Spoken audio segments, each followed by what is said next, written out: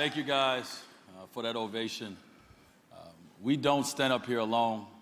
As we know, it takes a village, it takes a community.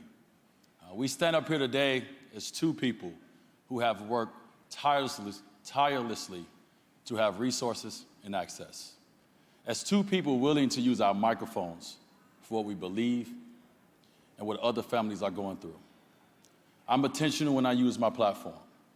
I recognize what I've been given, and it is my job to uplift the voices of others and share my access and resources. I want to take this moment to publicly speak to our daughter, Zaya. Zaya, as your father, all I've wanted to do was get it right. I've sat back and watched how gracefully you've taken on the public scrutiny. And even though it's not easy, I watched you walk out of that house every morning as yourself.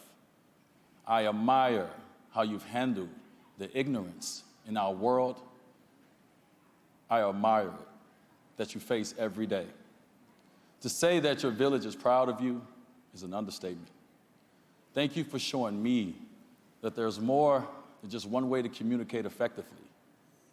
You've taught me that communication with my mouth isn't enough.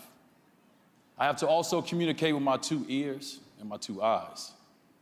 As your father, my job isn't to create a version of myself or direct your future.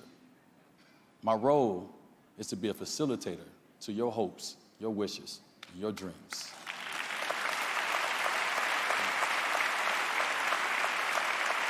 Zaya, you've made me a better human just simply by being who you were born to be, our baby girl, Dwane Wade.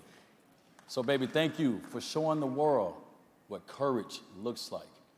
I'm proud that I was chosen to stand in place as your father. And thank you so much to the NAACP for this incredible honor.